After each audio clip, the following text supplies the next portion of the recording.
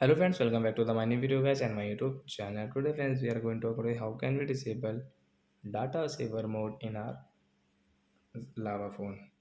And friends you can see this icon on your screen guys, you want to off this icon so you can off it. So it's now let's see how to disable data saver and how can we turn off this icon in our lava phone. So first of all guys, you will have to on your phone setting to disable your data saver. So friends, you can see this type of setting in your lava phone. So friends, click on your network and internet setting guys, tap here. Guys, click on your data saver settings and tap here. So as you can see guys, your data saver setting here guys.